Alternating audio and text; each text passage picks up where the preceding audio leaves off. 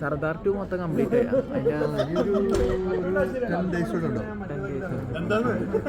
3 ദിവസം കംപ്ലീറ്റ് ചെയ്തു. അടിനാശം വെള്ളപ്പൊക്കം ഒരു വേറൊരു കോമഡി സംഭവമാണ്. ലിയോ 2-ന് ശേഷമല്ലേ ലിയോക്ക് ശേഷമല്ലേ ഇപ്പോൾ സർദാർ 2 രണ്ടാമത് തമിഴ് വരുന്നത്. ലിയോയുടെ തന്നെ ഒരു ഷോർട്ട് ഫിലിം ബേസ് ചെയ്ത് ഇറങ്ങുന്നത് അതിലെങ്ങനെയാണ്? ലിയോ എന്ന് പറഞ്ഞാൽ അന്ന് ഞാൻ RDX ചെയ്തപ്പോൾ ആ കുറേ അവൻ്റെ ഇത് കണ്ടുകൊണ്ട് അവർ വെറുതെ ഒരു ഗസ്റ്റായിട്ട് തന്നെ കാസ്റ്റ് ചെയ്തിരുന്നു. വേറെ മൂവീസ് വരും അവരുടെ സെയിം ടീമിൻ്റെ. ആ യൂണിവേഴ്സിൽ ഇനിയും ഭാഗമായിട്ട് കുറേ ഫിലിം വരാനുണ്ട്. ഉണ്ടാവുമായിരിക്കും, എനിക്ക് അതിനെക്കുറിച്ച് ധാരണയൊന്നുമില്ല. അത് പെട്ടെന്ന് വരുന്നു എന്നെ ഒന്ന് കാസ്റ്റ് ചെയ്തിരുന്നുള്ളൂ. പറയൂ മാസ്റ്റർ ഉണ്ടായിരുന്നു ഞങ്ങളുടെ RDXനകത്ത്.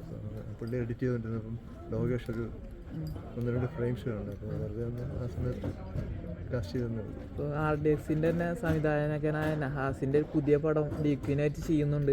അതിൽ പെപ്പെ DQ നല്ലൊരു കോമ്പിനേഷനൊക്കെ വന്നിട്ടുണ്ട്. എനിക്കറിയില്ല, അതിനെക്കുറിച്ച് എന്നെ കൂടെ ഒന്നും പറഞ്ഞിട്ടില്ല, അറിയില്ല. പിന്നെ RDX 2-ൻ്റെ ചർച്ചകൾ നടക്കുന്നുണ്ട്, റൂമേഴ്സ് വരുന്നുണ്ട്. അതിന് സാധ്യതയുണ്ട്. ആ ടീം വീണ്ടും തിരിച്ചു വരാൻ ചാൻസ് ഉണ്ട്. തിരിച്ചു വരണമല്ലോ, കാരണം നല്ല അപ്രിസിയേഷൻ കിട്ടിയ ഒരു പടമാണ്.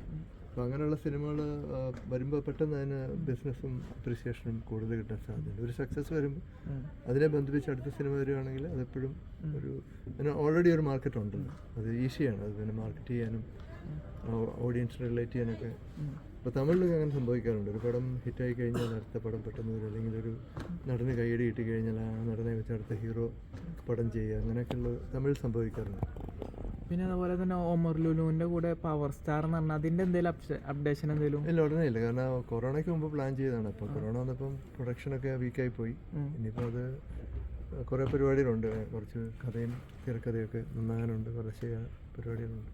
പണ്ട് കാലത്ത് ഭയങ്കരമായിട്ട് നായക കഥാപാത്രങ്ങൾ ചെയ്തിട്ട് 90s കിഡിനെ ഒരു രോമാഞ്ചിഫിക്കേഷൻ ചെയ്ത ആളാണ് ബാബു ആൻ്റണി. അപ്പം അന്നത്തെ ഒരു സ്റ്റാർഡ് ഇപ്പോൾ മെയിൻറ്റെയിൻ ചെയ്യാൻ പറ്റുന്നില്ല, അല്ലെങ്കിൽ സംവിധായകന്മാർ യൂസ് ചെയ്തില്ല എന്ന് പറ്റുന്ന എന്തെങ്കിലും തോന്നിയിട്ടുണ്ട്? അതിപ്പോൾ ഓരോരുത്തരുടെ ഒരു ഇതാണ്. ഇപ്പോൾ എനിക്കിപ്പോൾ